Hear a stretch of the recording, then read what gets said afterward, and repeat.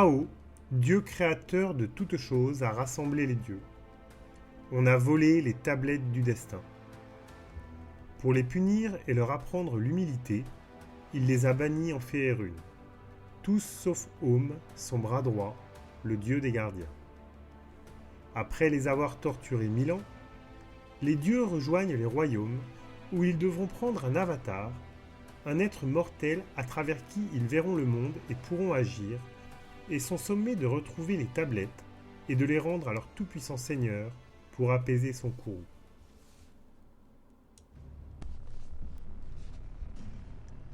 Dans la ville fortifiée nommée Château Zentil, en Zent, les pluies s'abattaient sur les rues étroites. Tranus Kialton n'en avait cure. Dans la petite chambre louée qu'il partageait avec la belle et solitaire Angélique Cataran, épouse d'un négociant en épices, les volets grinçaient sous l'assaut rageur des forces extérieures. Le tonnerre roula. Tranus rêva de lieux obscurs où seuls les cris des agonisants procuraient quelque chaleur au seigneur, silhouettes d'ombre trônant sur des enchâssements précieux de crânes décharnés. Des vapeurs cramoisies étincelaient dans les globes et les rictus béants. Bien après leur fin, les crânes semblaient hurler toujours leurs ultimes souffrances. Le Seigneur, une silhouette trop imposante pour être celle d'un homme, et qui en avait pourtant le vague aspect, vêtu de noir, ton sur ton, avec une bande brisée de rouge rompant la monotonie.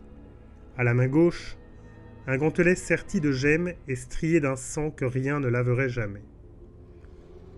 La pièce était ensevelie sous un linceul de brume bleuâtre. Il semblait n'y avoir ni mur, ni plafond, ni sol, mais une sensation d'oppression étouffait les malheureux envoyés en ces lieux pour découvrir l'hideuse créature qui en était le maître. Et pourtant l'être terrifiant, de sa position solitaire, se contentait de fixer un calice doré empli de larmes de ses ennemis. Le seigneur de ces lieux terribles, le dieu Bane, releva brusquement les yeux en direction du rêveur et leva sa coupe pour porter un toast. Tranus s'éveilla en sursaut, cherchant sa respiration. « Folie !» se dit-il, mais ses mains et ses pieds étaient engourdis, et il lui fallut sauter à terre pour rétablir sa circulation. Il fut pris de l'envie soudaine de se rhabiller. Le froid baiser du cuir se posa sur sa peau nue. Angélique bougea, tendant la main vers lui avec un sourire.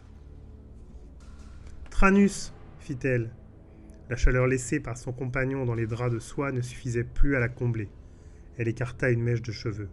« Pourquoi es-tu habillé ?»« Je dois partir, » dit-il simplement, sans avoir aucune idée de sa destination. Tout ce qu'il voulait, c'était se libérer du confinement de cette pièce. « Reviens vite, souffla-t-elle, avec une expression rêveuse. Tranus eut la certitude qu'il ne la reverrait jamais. Il ferma la porte derrière lui. Dehors, la pluie battante le trempa jusqu'aux os.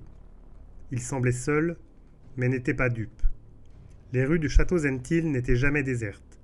Seul le talent malsain des coupes-jarrets tapis dans l'ombre pouvait en entretenir l'illusion. Au château Zentil, les ombres palpitaient et respiraient. On le laissa pourtant passer comme si son chemin avait été balisé par un héros que personne n'eût osé offenser. Pendant son trajet, Tranus repensa à son rêve. Il imaginait les rues poisseuses du sang de ses ennemis, et la pluie le caressait comme les larmes de leurs veuves. L'éclair fracassa un pan de mur sous ses yeux. Le prêtre ne s'en émut pas, oublieux du monde entier, à l'exception du chant de sirène qui faisait avancer ses jambes fatiguées. Pourquoi un prêtre d'aussi basse extraction, humble serviteur de Bane, s'était-il vu offrir cette vision ? Devant lui s'élevait le temple noir, avec ses tours dressées comme autant de lames pour empaler quelque ennemi non prévenu. Même à la lumière des éclairs, le bâtiment restait noir, et sa façade ne révélait pas la plus petite fissure. Selon les rumeurs, il était fait d'achéron, provenant de la dimension noire de Bane, apporté là pierre par pierre, un fleuve de sang et de souffrance tenant lieu de ciment. Levant les yeux, il vit charger 2 armées de nuages. Le ciel explosa. Des sphères ignées jaillirent. L'un devint énorme. Elle arrivait droit sur le temple. Pétrifié, Tranus vit les spirales de granit tourner au rouge avant de s'effondrer en un magma de matière en fusion. Puis les murs implosèrent et le temple noir vira à l'incandescent, comme si le sang et les tourments de ses victimes se matérialisaient, réduisant briques, métal et verre en cendres. Il ne resta rien, si ce n'est des ruines léchées par les flammes, là où se dressait auparavant un temple. Tranus approcha, se demandant s'il rêvait encore. Les scories fumantes sous ses pieds ne le brûlèrent pas. L'incendie crépita et mourut, le laissant avancer au cœur du désastre et reforma derrière lui son écran de flammes. Il sut qu'il était près de la chambre royale. Le trône d'ébène de Bane le Fléau était intact. De doux filaments de brune vinrent enserrer ses poignets et le conduisirent sans violence jusqu'à un trône où seul un géant aurait pu prendre place. À côté se trouvait une réplique plus petite, à l'usage d'un homme. Le gantelet serti de joyaux qu'il avait vus en rêve y était posé. Il sourit. Pour la première fois, la joie emplit son cœur et son esprit connut l'apaisement. C'était son destin. Il régnerait sur un empire de ténèbres. Ses rêves de pouvoir auraient leur récompense. Obéissant, il ramassa le gant et l'enfila. Une douleur fulgurante déchira son bras. Un feu maléfique corrompit son sang. Une noirceur envahit son cœur qui s'emballait. Son sang se glaça dans ses veines, emportant avec lui les dernières traces de conscience de l'homme qui s'était appelé Tranus. Sur ces ultimes paroles, « Monseigneur », l'âme du prêtre fut expulsée de son corps dans un souffle de brume laiteuse. Le Seigneur Noir fut saisi d'une soudaine faiblesse quand il perçut le monde à travers les frêles globes oculaires d'un humain. Il agrippa le trône d'ébène pour se ressaisir et son esprit, réduit au faible pouvoir de compréhension de son hôte, chancela en appréhendant les changements qui impliquaient la possession d'un avatar. Désormais, il ne pourrait plus discerner au-delà du voile de la temporalité, ni décider quand et comment mourraient ses serviteurs. Il ne pourrait plus percer à jour les mensonges du destin, plonger dans l'âme d'un homme et lire les courants les plus secrets de son inconscient. Il ne pourrait plus surveiller ni influencer une infinité d'événements simultanés, tout en vaquant à d'autres occupations. « Ah oh, qu'avez-vous fait » s'écria-t-il. Il sentit la pierre malléable du trône s'effriter sous ses doigts puissants et s'efforça de contenir sa rage. Les autres arriveraient bientôt, les centaines d'adorateurs dont il avait hanté les rêves cette nuit-là. Il fallait s'y préparer. Le dieu des dissensions s'assit à contre-cœur sur le petit trône. « Mes serviteurs ne verront peut-être qu'un humain comme eux, songea-t-il. Et, pressentant des fantasmes de possession, ils le monteront à mort, après l'avoir torturé pour savoir qui a détruit le temple. » Le Seigneur Noir sut alors qu'il lui faudrait paraître plus qu'humain pour convaincre ses adorateurs. Il se souvint du visage qu'il avait en songe et se mit en devoir de le sculpter dans sa propre chair. Il psalmodia un charme de métamorphose avec des gestes aussi parfaits et gracieux que les circonstances l'exigeaient. Il commença par les yeux, enflammant les orbites à l'intérieur du crâne.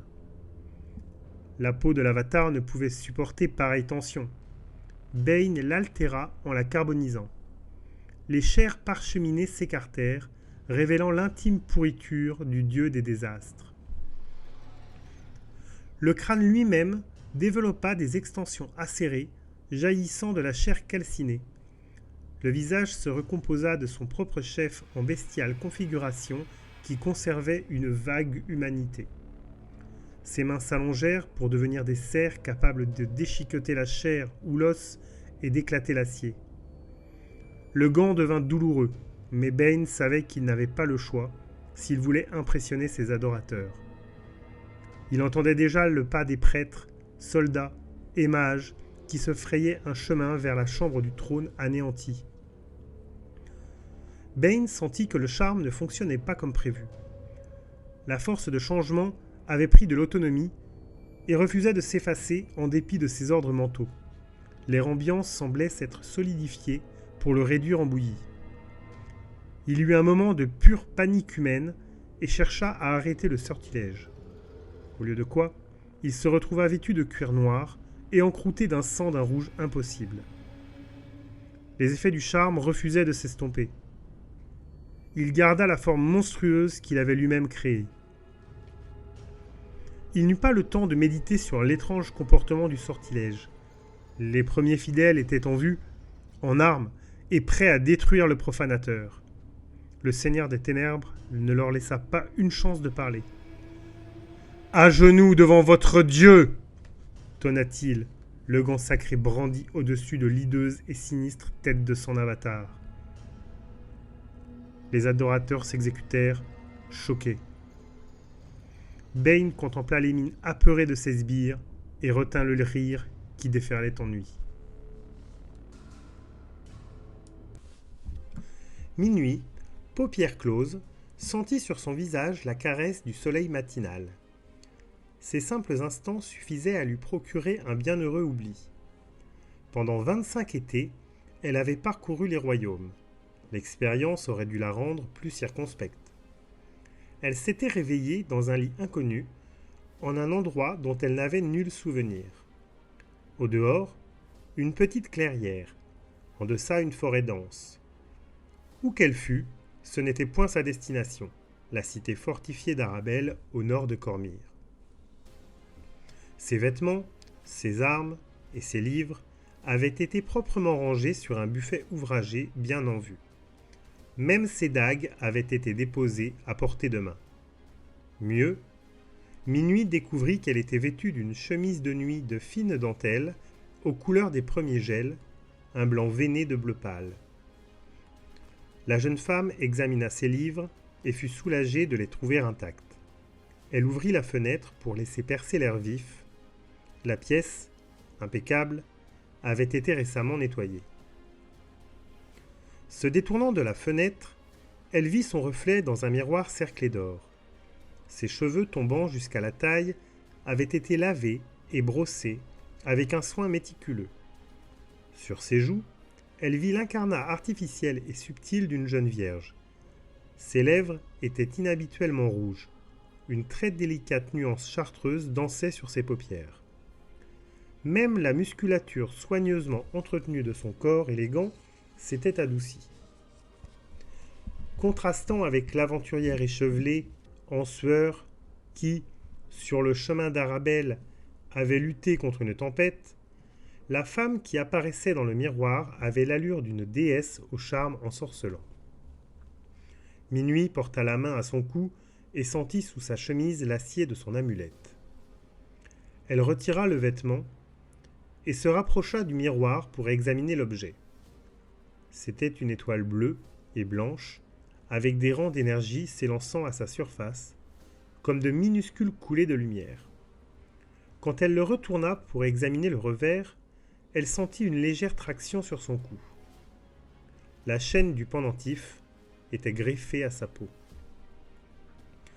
Un simple sort de détection d'enchantement lui prit toute sa concentration. Les effets furent renversants. Une violente explosion de lumière surgit de l'amulette et illumina la pièce. Ce bijou ordinaire contenait un si grand pouvoir que Minuit en resta les jambes coupées, prise de vertige. Elle tituba jusqu'au lit et attendit que l'éblouissement passe. Ses pensées la ramenèrent au jour précédent. 3 semaines auparavant, à Immersie, elle s'était jointe à la compagnie du Lynx commandée par Norel Talbot. Celui-ci avait eu vent de la mort d'un grand Wyrm sur les côtes du lac Wyvern. Avant de succomber sur les coups des héros, le dragon avait attaqué une caravane diplomatique dans le désert d'Anorok. À en croire l'unique survivant, la bête avait avalé sans autre forme de procès les diplomates en visite et les richesses qu'ils pouvaient offrir aux dirigeants de Cormyr. Talbot cherchait les restes du dragon pour y récupérer un certain nombre d'étuis magiquement scellés qu'il avait engloutis. Sale boulot, à coup sûr. mais très lucratif. Leur quête avait été couronnée de succès. Minuit avait eu la charge de rompre le sceau magique des étuis. Sa tâche accomplie, la compagnie fut déçue de voir que le butin ne consistait qu'en traités et promesses d'accords commerciaux, au moins selon Talbot. Minuit était resté. Leurs bons et loyaux services devaient être rémunérés avec l'or d'une précédente quête. Le soir, elle découvrit le véritable ordre de mission de Talbot. Relevée de la garde par Goulard, homme bourru et peu bavard, elle glissait dans un sommeil profond quand des éclats de voix l'alertèrent. Les voix se turent très vite et elle feignit de s'en rendormir. Quand la discussion reprit, elle lança un sort de clairaudition pour écouter et apprit que leur mission, finalement, n'avait pas été un échec.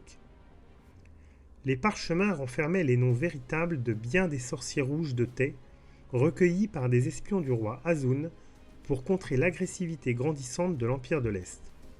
De quoi anéantir ces sorciers rouges. La jeune femme était la dernière recrue de la compagnie. Les véritables magiciens du groupe, c'étaient les jumeaux Paris et Barthélemy Guin. Ils avaient refusé de désamorcer les étuis ensorcelés, craignant la sorcellerie supérieure de cet empire lointain.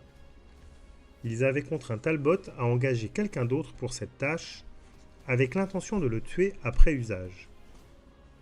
Talbot voulait tout dire à la jeune femme et faire alliance avec elle pour trouver les ennemis des sorciers rouges et vendre les parchemins aux plus offrants. Tandis qu'ils se querellaient, Minuit avait usé de magie pour dérober les précieux rouleaux et leur fausser compagnie. Elle fit route au nord du campement, sur le chemin de Calentaire, inquiète de l'étrange comportement de sa monture. Les voyages de nuit n'avaient jamais indisposé la bête. Sa crinière de feu flottait dans la nuit la plus noire. Elle refusait d'abandonner son trot lent et mesuré sur la route apparemment déserte de la cité fortifiée d'Arabelle. « Il faut atteindre la cité ce soir », souffla Minuit à son oreille. Puisque rien n'y faisait, ni tirade fulminante, ni coup de talon, ni cri pour la lancer au galop. À cette allure, la compagnie allait la rattraper. Il n'y avait personne en vue et pas d'embuscade possible en terrain découvert. Elle palpa les parchemins sous sa cape. Ils allaient lui faire payer. Mais même sans avoir lu les inscriptions, elle comprenait qu'ils renfermaient un pouvoir capable de déstabiliser ces empires lointains.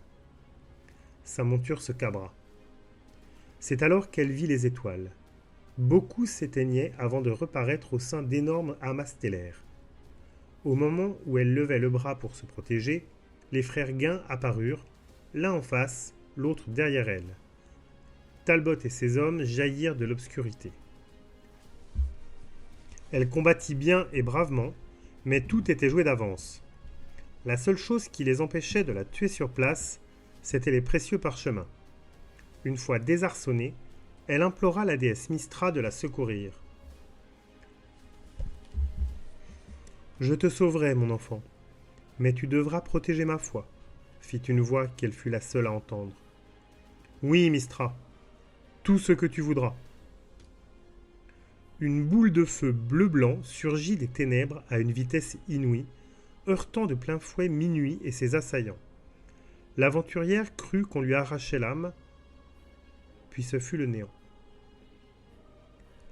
À son réveil, la route n'était plus qu'un tas de cendres. La compagnie du lynx était anéantie, les parchemins détruits, la jument envolée.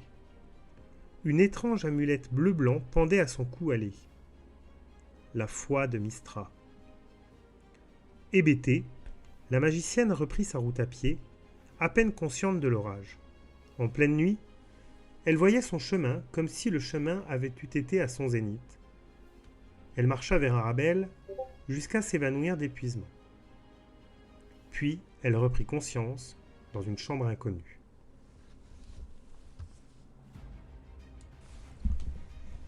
Plongée dans ses pensées, elle retournait le bijou entre ses doigts.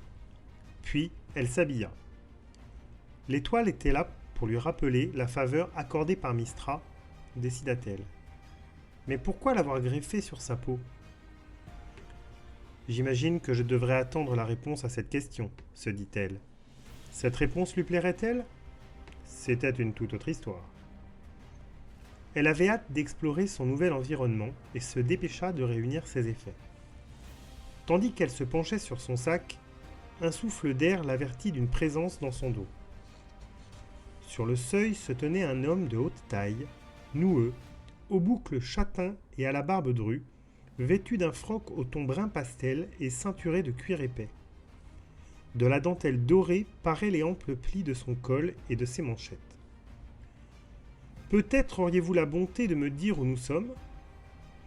Tout ce dont je me souviens, c'est de la tourmente qui fit rage cette nuit. L'homme ouvrit de grands yeux. Extraordinaire! S'exclama-t-il en s'asseyant sur le rebord de lit. Quel est votre nom, belle voyageuse? Elle regretta de n'être pas plus versée en étiquette, ce qui lui eut permis d'accepter le compliment avec grâce. Elle se détourna, trouvant soudain le sol très intéressant à étudier, et déclina son nom et l'endroit où elle habitait. Et vous, qui êtes-vous?